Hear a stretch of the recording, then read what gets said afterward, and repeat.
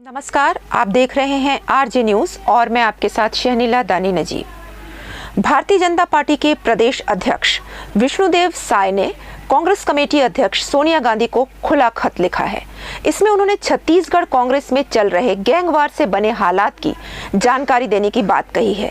साय ने लिखा है कि भारी बहुमत के साथ कांग्रेस की जो सरकार छत्तीसगढ़ में बनी, उसने राजनीतिक सौहार्द के स्थान पर राजनीतिक प्रतिशोध का ऐसा सिलसिला चलाया है कि न केवल विपक्ष अपितु अब कांग्रेस के लोग भी त्रस्त होकर प्रदेश सरकार के आचरण का मुखर विरोध करने लगे हैं। छत्तीसगढ़ में पूरे 1.5 दशक के बाद कांग्रेस सत्ता में लौटी है। हमने जनादेश का पूरा सम्मान करते हुए रचनात्मक विपक्ष की भूमिका स्वीकार की। अनेक तरह के वादे कांग्रेस ने अपने जन घोषणा पत्र में किए।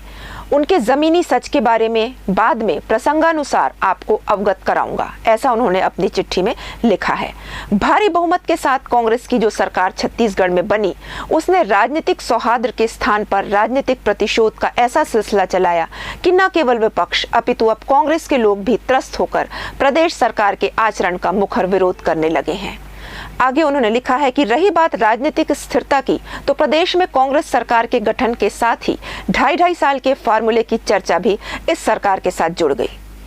महोदया, पिछले लगभग 3 माह से भी ज्यादा समय में प्रदेश में 2.5 साल के मुद्दे को लेकर कांग्रेस और प्रदेश सरकार में जो सत्ता संघर्ष मचा है, धीरे धीरे अब वह कोहराम की शक्ल अख्तियार करता जा रहा है। इसकी शुरुआत कांग्रेस के ही एक विधायक द्वारा अपने ही प्रदेश सरकार के मंत्री और 2.5 साल के फार्मूले के मुताबिक मुख्यमंत्री पद के दावेदार माने जा रहे टीएस सिंहदेव बाबा पर लगाए गए हत्या के प्रयास के सनसनीखेज आरोप से हुई। और अब हालात ये हो गए हैं कि एक तरफ कांग्रेस सत्ता के मोर्चे पर अंतरकलह से जूझ रही है, तो दूसरी तरफ पार्टी संगठन में वर्चस्व की लड़ाई चल रही है। इसकी ताजा परिणति हाल ही में कांग्रेस के राष्ट्रीय सचिव और प्रदेश सह प्रभारी सप्तगिरी शंकर उल्का की उपस्थिति में मारपीट और धक्का मुक्की के रूप में हुई है। कांग्रेस में अब आलम यह है कि एक खेमा दूसरे खेमे की बात तक सुनने को तैयार नहीं है। छत्तीसगढ़ के सरगुजा संभाग के जशपुर में आहूत कांग्रेस कार्यकर्ता सम्मेलन में पूर्व कांग्रेस जिलाध्यक्ष और माध्यमिक शिक्षा मंडल के सदस्य पवन अग्रवाल के संबोधन के ऐन बीच में मुख्यमंत्री भूपेश बघेल के समर्थक बताए जा रहे एक सदस्य ने मंच पर जाकर माइक छीना और पवन अग्रवाल के साथ मारपीट की। श्री अग्रवाल मंत्री सिंहदेव के समर्थन में अपनी बात कह रहे थे। आगे उन्होंने लिखा कि महोदया, प्रदेश कांग्रेस और प्रदेश सरकार की जमीनी हालत से आप वाकिफ होंगी। आप यह भी भली भांति जानती होंगी कि छत्तीसगढ़ देश का शांति प्रिय प्रदेश है। परस्पर सद्भाव के साथ सब मिलकर काम करते हैं, लेकिन कांग्रेस और प्रदेश सरकार में सत्ता के लिए मचे कोहराम ने सब कुछ बिगाड़ कर रख दिया है। इसी के चलते प्रदेश में जन कल्याण और विकास के सारे काम ठप पड़े हैं। ना कोई काम कर रहा है, ना कोई काम हो रहा है।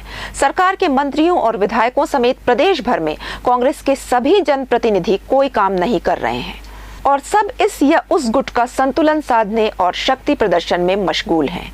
ऐसे हालात में जबकि कांग्रेस में सत्ता कलह और गुटी लड़ाई गैंगवार की शक्ल में परिणित होती जा रही है, एक सजग विपक्षी दल के नाते भाजपा की इसे लेकर चिंता राजनीतिक आग्रहों से परे राजनीतिक सौहार्द और स्थिरता तथा प्रदेश के कल्याण की दृष्टि से सहज स्वाभाविक है। कांग्रेस की आप अध्यक्ष होने के नाते अब आपको 2.5 साल के फार्मूले पर स्थिति स्पष्ट करने की पहल करनी चाहिए। महोदया, कांग्रेस का सत्ता संघर्ष अब जिस मुकाम पर आता नजर आ रहा है, वह न केवल प्रदेश के राजनीतिक सौहार्द को खत्म करने वाला है, अपितु प्रदेश की राजनीति और गैंगवार की शक्ल देने वाला है। प्रदेश में एक तो बढ़ते अपराधों ने कानून व्यवस्था को ढेरों चुनौती दे रखी है। अब सत्तारूढ़ दल का यह सत्ता संघर्ष आगे चलकर हालात को और चुनौतीपूर्ण कर देगा। अतः आपसे आग्रह है कि 2.5 साल के मसले पर कोई ठोस निर्णय लेकर प्रदेश को राजनीतिक अस्थिरता के भंवर में जाने से बचाएं। महोदया, मुझे विश्वास है कि राजनीतिक आग्रहों मतभेदों से परे होकर आप मेरे पत्र को प्रदेश के हित व राजनीतिक स्थायित्व के दृष्टिकोण से उसके व्यापक व सकारात्मक परिप्रेक्ष्य में विचार के उपयुक्त मानकर तदनुरूप कोई ठोस निर्णायक कदम उठाकर प्रदेश के हित चिंतन के लिए अपनी प्रतिबद्धता को व्यक्त करेंगी। धन्यवाद। अभी तक के लिए बस इतना ही। आगे की खबरों के लिए आप जुड़े रहिए आरजे न्यूज के साथ। नमस्कार।